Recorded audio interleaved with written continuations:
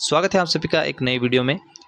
साथियों, हम पढ़ रहे थे कक्षा 8 की प्रश्नावली 5.3 और पहले वाली क्लास में हम लोगों ने प्रश्नावली 5.3 के प्रश्न संख्या 1 से लगाकर 5 तक प्रश्नों को देख लिया था।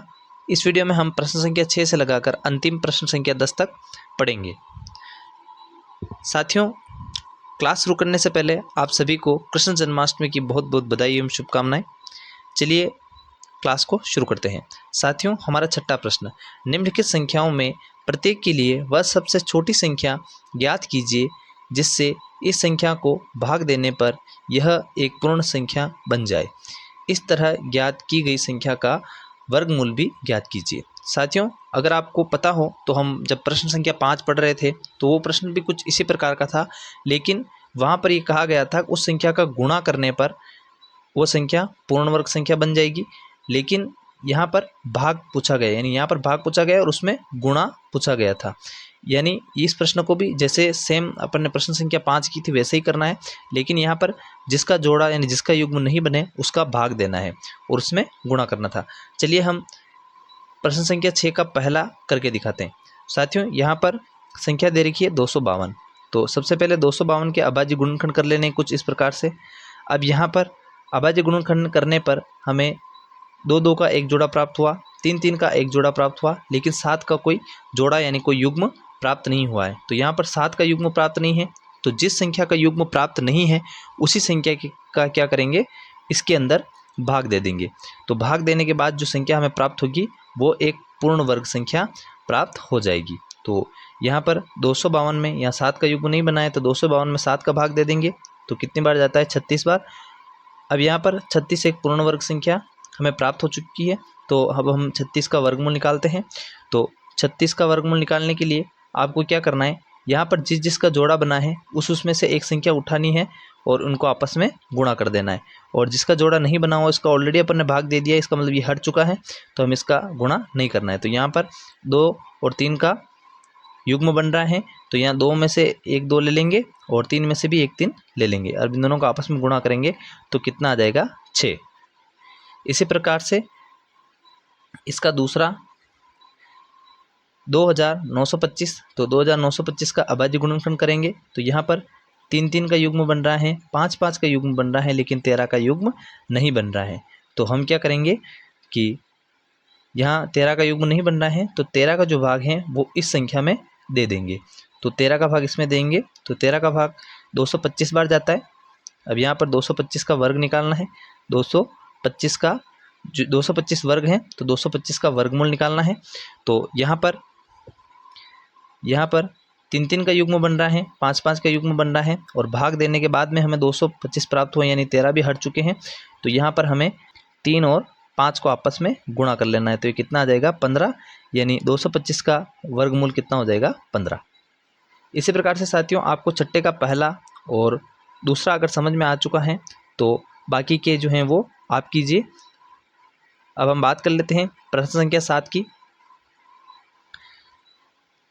प्रश्न संख्या 7 में पूछा गया है कि एक विद्यालय में कक्षा 8 के सभी विद्यार्थी ने प्रधानमंत्री राष्ट्रीय राहत कोष में 2401 रुपये दान में दिए। जितने कक्षा में विद्यार्थी थे कक्षा के विद्यार्थियों की संख्या ज्ञात कीजिए। यानी जितने कक्षा में विद्यार्थी थे उतने ही पैसे जो हैं वो दान में दिए गए हैं, तो हमें कक्षा के विद्यार्थियों की संख्या ज्ञात करनी है। तो चलिए विद्यार्थियों की संख्या ज्ञात करते हैं।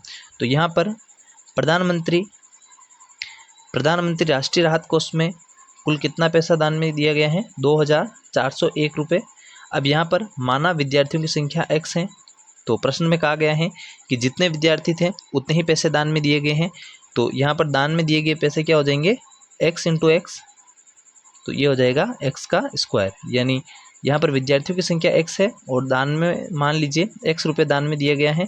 तो प्रश्न में कहा गया है कि जितने विद्यार्थी हैं उतने ही रुपये दान में दिए गए हैं, यानी x इंटू एक्स हो जाएगा, तो x का स्क्वायर। अब यहाँ पर प्रश्न के अनुसार यहाँ एक्स स्क्वायर यानी एक्स स्क्वायर जो है वो क्या हो जाएगा, 2401। तो यहाँ पर स्क्वायर जो है वो इधर आ जाएगा, रूट में बदल जाएगा। जब अभाज्य गुणनखंड विधि से इसका वर्गमूल निकालेंगे तो ये हो जाएगा 7 इंटू 7 इंटू 7 यानी इस तरीके के युग्म में बदल जाएगा। तो यहाँ पर 7 के 2 युग्म बन रहे हैं, तो यहाँ पर इस संख्या में से भी 7 ले लेंगे, इसमें से भी 7 ले लेंगे, तो ये हो जाएगा 7 इंटू 7 यानी 7 7 49। तो यहाँ पर कक्षा 8 के विद्यार्थियों की संख्या कितनी हो जाएगी? 49। इसी प्रकार से प्रश्न संख्या 8 में भी पूछा गया, एक बाग में 2025 पौधे इस प्रकार लगाए जाने हैं कि प्रत्येक पंक्ति में उतने ही पौधे हो जितनी पंक्तियों की संख्या हो। पंक्तियों की संख्या और प्रत्येक पंक्तियों में पौधों की संख्या ज्ञात कीजिए। अब यहाँ पर पौधों की संख्या कितनी दे रखी है? 2025 ये कुल पौधों की संख्या है। अब यहाँ पर मान लीजिए ये इसने कहा है कि इस प्रकार की मान लीजिए एक पंक्ति बनाई गई है, यहाँ एक मान लीजिए क्यारी है। अब यहाँ पर कुल इस पूरे प्लाट के अंदर जो हैं वो 2025 पौधे लगाए गए हैं। अब यहाँ पर जितने क्यारियों की संख्या है, मान लीजिए इस प्रकार से जितनी क्यारियों की संख्या है उतने ही जो हैं वो पौधे एक पंक्ति में लगाए जाते हैं। तो हमें पौधे और पंक्तियों की संख्या निकालनी है, यानी जितने पौधों की संख्या होगी उतनी ही पंक्तियों की संख्या हो जाएगी। तो यहाँ पर माना पंक्तियों की संख्या x है, तो यहाँ क्या हो जाएगा, इसलिए हम प्रत्येक पंक्तियों में पौधों की संख्या क्या हो जाएगी? x इंटू एक्स हो जाएगी, यानी जितनी पंक्तियाँ हैं उतने ही पौधे हैं, तो x इंटू एक्स यानी x का स्क्वायर। अब यहाँ पर x का स्क्वायर है यानी x स्क्वायर बराबर कितने हो जाएंगे? 2025। तो इसका मतलब ये हुआ कि 2025 का क्या करना पड़ेगा? अभाज्य गुणनखंड विधि से वर्गमूल निकालना होगा। तो यहाँ पर 2025 का वर्गमूल निकालेंगे, तो 2025 का वर्गमूल 3 इंटू 3 3 इंटू 3 5 इंटू 5, यानी यहाँ पर कुल 3 युग्म बन रहे हैं, 3 इंटू 3 का, 3 इंटू 3 और 5 इंटू 5 का। तो यहाँ प्रत्येक में से एक संख्या ले लेंगे, 3 इंटू 3 और इंटू 5। अभी जब इनको आपस में गुणा करेंगे तो ये आ जाएगा 45। तो यहाँ पर पंक्तियों की संख्या और पौधों की संख्या कितनी हो जाएगी? 45। अब बात कर लेते हैं प्रश्न संख्या 9 की। तो प्रश्न संख्या 9 में ये कहा गया है कि वह सबसे छोटी वर्ग संख्या ज्ञात कीजिए जो 4, 9 और 10 से विभाजित हो जाए। यानी यहाँ पर हमें ऐसी संख्या ज्ञात करनी है जो 4, 9 और 10 से जो है वो विभाजित हो जाए। तो यहाँ पर 4, 9 और 10 का एलसीएम निकालेंगे। तो अभाज्य गुणनखंड विधि से एलसीएम कुछ इस प्रकार से निकाला जाता है। यहाँ पर जितनी संख्याएं पूछी गई हैं वो संख्याएं लिख देनी है। अब यहाँ पर भाग देंगे। अब मान लीजिए यहाँ 4 के अंदर 2 का भाग जा रहा है, 9 के अंदर नहीं जा रहा, 10 के अंदर जा रहा है। तो हमें सबसे पहले 2 का पहाड़ा लेना होगा। तो 2 का भाग 4 के अंदर 2 बार चला जाता है, 9 में नहीं जाता, तो 9 को ऐसे कैसे उतार लेंगे। और 2 का भाग 10 में 5 बार चला जाता है। अब इसी प्रकार से यहाँ 2 में 2 का भाग जा रहा है, 9 में नहीं जा रहा, 5 में नहीं जा रहा, लेकिन यहाँ पर 2 में तो जा रहा है। तो यहाँ पर हम कर देंगे 2 का भाग दे देंगे। तो 2 में 2 का भाग एक बार चला जाता है और 9 ऐसे कैसे उतार लेंगे, 5 भी ऐसे कैसे उतार लेंगे। अब यहाँ पर 1, 9 और 5 में 2 का भाग नहीं जाता, तो अब 3 का पहाड़ा लेंगे। अब 3 का भाग जो है वो हम लोग अब 1 में तो नहीं जाता, तो 1 को ऐसे कैसे उतार लेंगे और 9 में देंगे, 3 बार जाता है, 5 में नहीं जाता, तो 5 को ऐसे कैसे उतार लेंगे। अब यहाँ पर पुनः 3 का भाग देंगे, 3 का भाग 1 में नहीं जाता, तो 1 को ऐसे कैसे उतार लेंगे। 3 का भाग 3 में जाता है एक बार, और 3 का भाग 5 में नहीं जाता, तो 5 को ऐसे कैसे उतार लेंगे। अब यहाँ पर 5 का भाग 5 में चला जाएगा, यानी जब तक यहाँ नीचे 1 1 नहीं आ जाता तब तक आपको भाग देते जाना है।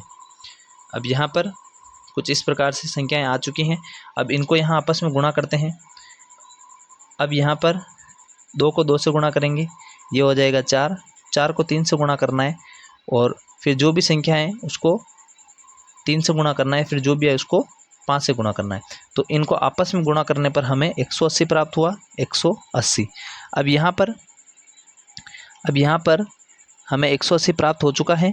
अब यहाँ पर देख लीजिए आप, 2 का युग्म बन रहा है, 3 3 का युग्म बन रहा है, लेकिन 5 का युग्म नहीं बन रहा है। यानी अभी भी हमें 180 को 5 से गुणा करेंगे, तब जो संख्या हमें प्राप्त होगी वह सबसे छोटी संख्या हो जाएगी, जिसमें 4, 9 और 10 तीनों का भाग चला जाता है।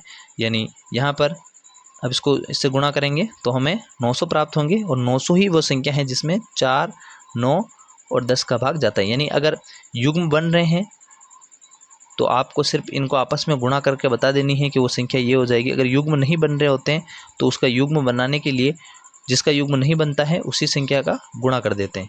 तो हमें वो छोटी संख्या प्राप्त हो जाएगी। चलिए 10वें प्रश्न की बात करते हैं। ये हमारा अंतिम प्रश्न है इस प्रश्नावली का। तो इस प्रश्न में भी यही पूछा गया था। तो यहाँ पर हमें 8, 15 और 20 दे रखा है, यानी 8, 15 और 20 का जो है वो हमें एलसीएम निकालना है, यानी वह सबसे छोटी संख्या निकालनी है जिसमें 8, 15 और 20 का भाग चला जाए। तो सेम प्रोसेसिंग रहेगी, हमें उसको इसी तरीके से लिख देना है।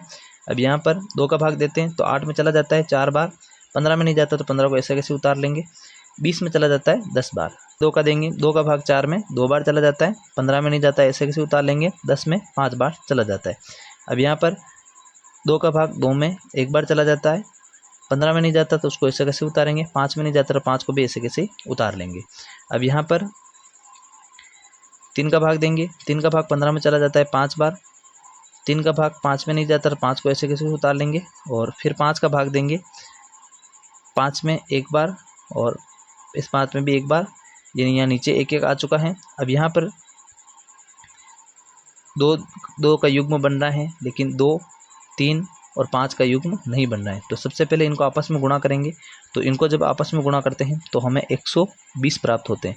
अब यहाँ पर 120 प्राप्त हो गए, लेकिन जिन जिन के युग्म नहीं बने हैं उन संख्याओं को पुनः 120 से गुणा करेंगे। यानी हम इसको सबसे पहले 2 से गुणा करेंगे, फिर जो आएगा उसको 3 से गुणा करेंगे, और फिर जो आएगा उसको हम 5 से गुणा करेंगे। तो इस प्रकार से 5 गुणा करने के बाद में हमें जो है वो 3600 प्राप्त होते हैं, यानी गुणा करने पर हमें 3600 प्राप्त हो जाते हैं। तो वह सबसे छोटी संख्या 3600 है जिसमें 8, 15 और 20 का भाग चला जाता है। तो इस प्रकार से जो है वो हमें एलसीएम विधि से प्रश्न संख्या 9 और 10 को करना है। तो आई होप ये वीडियो आपको समझ में आ गया होगा। वीडियो समझ में आए तो लाइक करें, चैनल को सब्सक्राइब करें। मिलते हैं नेक्स्ट वीडियो में, तब तक के लिए जय हिंद, जय भारत, वंदे मातरम।